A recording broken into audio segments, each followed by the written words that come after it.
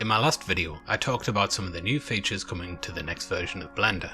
To show off the power of geometry nodes, I made this simple particle system animation which distributes glowing mushroom spores all over a mesh based on an empty object. Loads of people ask for a tutorial on this effect.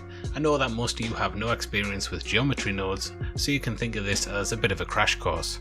I know it looks a bit intimidating guys, but trust me, I'm an idiot. I spent like one day with this and I figured it out. How hard can it be? So with all that said, I'm going to close this blend file, which you can download on my Patreon by the way, and I'm going to start a new scene. I'm just going to add a monkey mesh into the scene. That's going to be our emitter object.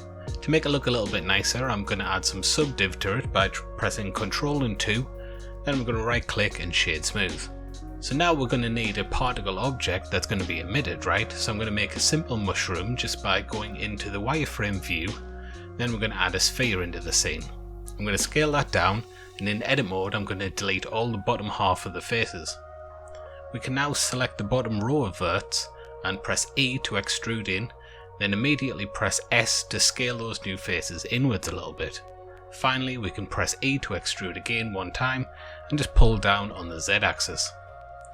All of the copies of the mushrooms that we make are going to be emitted from the origin point. So what we want to do in edit mode is just press A to select everything, move it up until the base of the mushroom is right next to the origin. Finally, I'm going to add an empty object into the scene which is going to control where the effect appears. I'm going to use the empty sphere for this, but you can use any empty object you like because they all work the same. So I'm going to flick over to the shader tab here, and if we open the workspace selector, you can see there's a new option called geometry nodes. If you hit the new button at the top, that's going to add a geometry node modifier into the modifier stack. Geometry nodes work via an input and an output. The input is the original mesh data, so if we remove this link, the whole mesh is going to disappear. Meshes have attributes like scale and rotation, right? And what we can do is we can use these nodes to modify that attribute data. So for instance, if we add a transform node into it, we can change the position or the rotation or the scale of the object using these nodes. So in order to cover this monkey head in copies of the mushroom, we're going to have to generate some points, and we're going to use those points. For each one of them is going to have its own mushroom. So we're going to use this point distribute node. We're going to add that into the workspace and then we're going to connect it up. That's going to turn our monkey into a bunch of points, and we can control the amount of points by increasing this density value. If we change the mode over to disk, we can also set a minimum distance that the points must maintain from each other. That's really handy for us because we don't want the mushrooms to intersect, and that was a big problem with the old particle system. You couldn't control how close particles could get to each other. So now we have some emitter points, but our mesh has just disappeared and we need to get that back. So what we can do is we can use another node called the join geometry node. That works a little bit like the add shader does with materials. It just combines two different inputs into one output. So now we've got the points in place, we need to tell Blender to spawn a copy of the mushroom at each point. So we need to add another node into the scene. This one's called the point instance. I named the mushroom object I made shroom, so I can select from the drop down here that object, and what that's going to do is it's going to instance the object on every point. If your objects look massive like mine do, it's because you haven't applied the scale. So what we're going to do is just select the mushroom object and press Ctrl A to apply the scale. Right, so now we've got our mushrooms, but they're all the same size. We obviously want them to be less uniform. Luckily, there's a new node called the attribute randomize node, and since scale is an attribute, we can randomize it. So it has a few different options like float and vector. A float is basically just a decimal point number that can increase or decrease, while you can think of as a vector as kind of three different numbers that are used to describe something more complex. For instance, Blender uses vectors to describe the location of something. An X coordinate, a Y coordinate and a Z coordinate.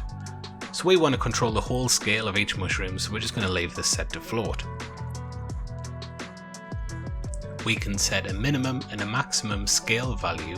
We can also play around with all the other values we've made until everything looks good. Once you've got something that you're happy with, we need to tell Blender to increase the total scale based on the distance that the object is from the empty.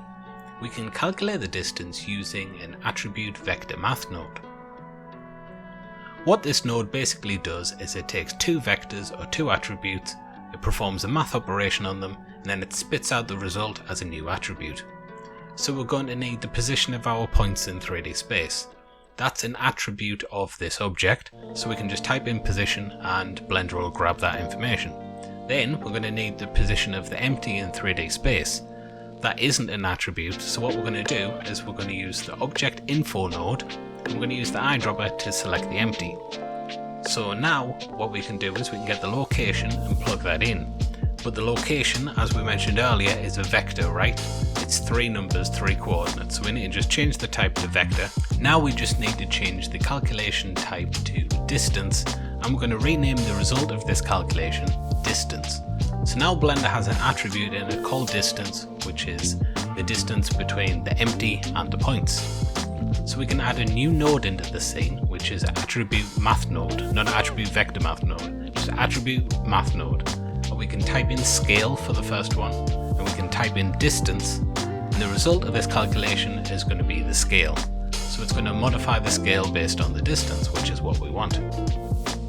By default, this node is set to add, but we don't want that because that makes the mushrooms near the empty smaller. If we change the type to divide, the effect works, but it looks horrible. The mushrooms near the empty are huge, and little mushrooms remain visible even when the empty is moved miles and miles away. So to fix this, we're going to change the math type to multiply. Then we're going to add another node just before it, which is the attribute color ramp. We're going to type distance into both of the fields. Now you can flip the values of the color ramp over just by swapping the handles, and you can see that we can move the position of the handles and we'll get different fall off effects. So the main effect is almost complete, but we've got no control over how close the empty can get before the mushrooms appear. So just copy the attribute math node and put it before the color ramp.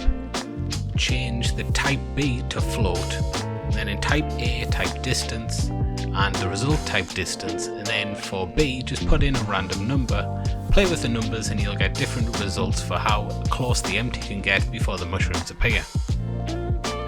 So now the effect's complete, we need to add the little glowing hairs for the mushrooms. So select the main mushroom object and change the workspace to the shader tab. Get rid of the principal shader that will automatically appear when you make a new material and add an emission shader instead with a colour of your choosing.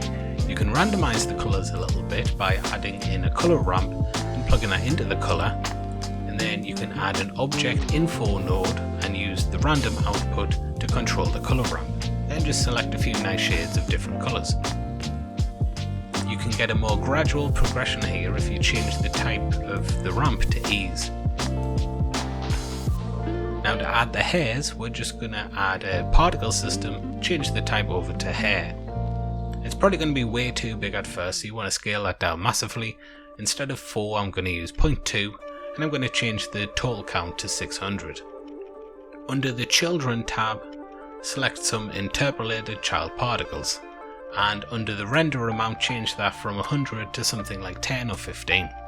With the clump settings, we can control how the children are grouped together around the parent. 0 clump groups all of the hairs together at the base, and 1 clump moves all the hairs into like a pointy edge at the end. We can make the hairs a little bit more chaotic just by opening up the randomize drop down. There's a uniform value here which adds a little bit of like twist to the hair. Random makes stray hairs appear that can move away from the main clump, and the threshold just controls how many of those hairs are allowed to move away. Now emission shaders by themselves look a little bit boring, so there's one more thing we're going to do here to make this pop. If we go back into the material settings for the mushroom, we can add in a translucent shader and give that a darkish colour like dark blue. Then we can mix that with the emission shader we made earlier with the mix node. To decide how those are mixed together, we can add in a layer weight node, and we can use either of the outputs from the layer weight node as the factor of the mix shader. Then if we just play around with the order of that and the factor settings, we'll get all these different cool effects that I think look really good. So now you can move your empty around the scene and your effect is going to be finished. You can press I and keyframe the location of the empty if you want it to move around in the animation, or you can just move it around the scene to your heart's content by hand.